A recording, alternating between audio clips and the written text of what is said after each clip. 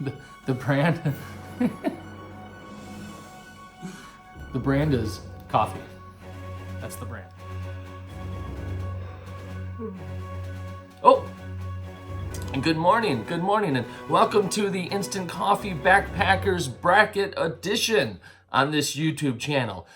We are going to be bringing 10 different coffees for the trail into a bracket competition. Since there was no basketball March Madness, we're doing Coffee Madness, and it's going to be an epic bracket challenge between 8 different instant coffees and 2 different pour-over coffees, all designed for easy use, all designed, I guess, for the trail or for camping or for on the go. And that's what we're gonna do in this video. And the next video is we're gonna look at the different coffees we're bringing and see how this bracket's gonna match up. And we're gonna find out what coffee, at least in my opinion, is the best for the trail.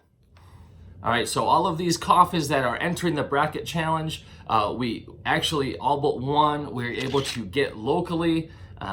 I got some at our local grocery store. I got others at REI, and another one I think at Sierra Trading Post. So the other one we actually did order online through Amazon. It was a bit expensive. I think that one's gonna be a contender. And so let's take a look at all of our coffees. We got a nice array laid out here on the table. We got 2 that came in jars, we got 1 that comes in a can, and the rest are in the really convenient backpacking pouches, as you can see. I'm really interested to see what the pour-overs are gonna do. I think the flavor is probably gonna be really good. I'm a little concerned about ease of use. So this is gonna be a very interesting coffee bracket challenge to see what's not only good for flavor, but easy for use. So let's go ahead now and talk specifically about the different coffees that have entered the competition. So Mark, what can you tell me first about our 2 pour-over coffees that are entering the competition?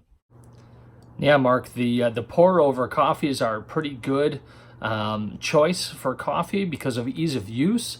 However, when you're out on the trail, I'm not quite sure how the filters are going to hold up with the different cups that we use on the trail. The cups tend to be a bit larger than what the filters are for these little pour-over, one-time use pour-over options. So I think the flavor is probably good. It might just not be the easiest thing to use when you're out on the trail. So I'll be really curious to see how they perform in the bracket, because you know, when you get time to March Madness, you never know what's going to happen. Sometimes the underdogs can come in and beat some of the top seeds. So I think the biggest thing to overcome for them is going to be ease of use. And Mark, I know there was a little bit of a surprise, but what can you tell me about the Folgers brand coffee that we're having enter this competition? Look, I am not in favor of Nescafe being in this competition. Their stuff is bitter. I think it's going to make you just really pucker up. I do not expect much out of Nescafe. I really don't have much to say. I think it's good that the hazelnut flavor is joining this, because I think it's going to make it just a little bit bearable, because really, they just don't have it. Now, one coffee that we know had to enter this competition, Mark, is going to be the Alpine Start. So where does the Alpine Start rank? What can you tell me about that one? Yeah, the Alpine Start is really interesting because what entered the bracket is a medium roast, and I know that you're more of a dark roast kind of guy. So I'm really curious to see how the Alpine Start does in this bracket challenge. But it comes on great recommendation. We know that Darwin on the trail tends to use the Alpine Start. So I think it's going to enter as a high seed, and I think it's going to do really well in this competition. So it's my understanding, Mark, that we have a coffee that entered the competition that really doesn't have a name. What can you tell the audience about that one? Is that one a contender, or where did this one come from?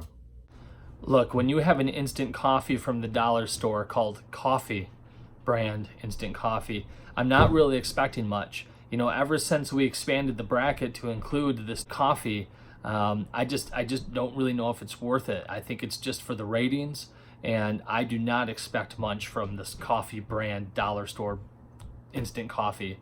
I'm not really sure why it's even in the bracket challenge. You never know, it could beat that number 1 or number 2 seed, but I just don't see it happening this year. So I know we had 2 other coffees that are in a jar. One is from Trader Joe's, correct? Did that one get in the competition? Yeah, Trader Joe's is one of those companies that has some really interesting products there. I get a port there for $6 a bottle. It's not the best tasting port in the world, but it's a great daily sipper, you know, just for the nightcap at the end of the night. So with their instant coffee in the mix, I'm really curious to see what would happen, because Trader Joe's can really surprise you. Now, it's my understanding too that we're able to pick up a few coffees from the grocery store in town. So what's the first one that we have from the grocery store? Yeah, Cafe de Vita. I mean, that's an interesting one. It comes from California. You can find it on probably a lot of the shelves in your grocery stores. I don't know much about this particular instant coffee. I know it comes via a recommendation from a couple people. It's an espresso roast, and I think that's what's going to give it a real chance in this bracket challenge, because I know you like the dark roast coffees. So even if this is just okay, the fact that it's an espresso blend may actually help it get along a little bit further in the bracket. So really interested to see the performance on the Cafe de Vita. Now, I was interested to learn that Folgers actually put out a coffee that might actually be able to compete. Is that true? Are the rumors we're hearing about a Folgers instant coffee actually, are they legit rumors that this could be a contender in the bracket challenge? I'm really curious to see what you have to say about that one. Look, the fact that Folgers is in this competition is really interesting to me as well. But I have heard some really good things about that Noir blend. It seems to be Folgers' attempt to get into a better coffee category.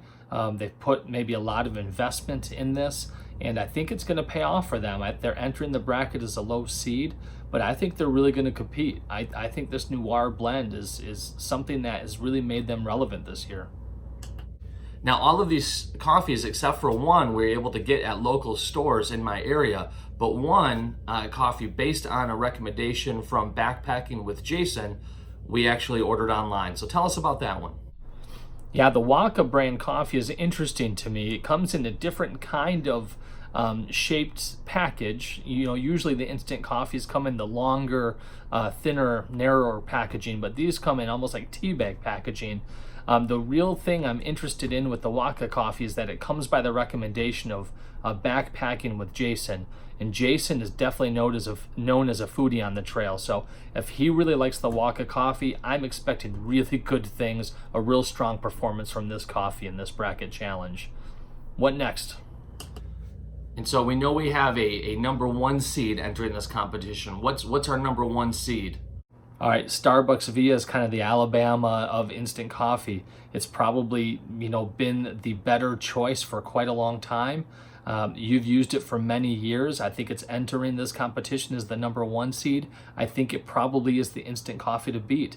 They have a lot going for it. You're used to the flavor.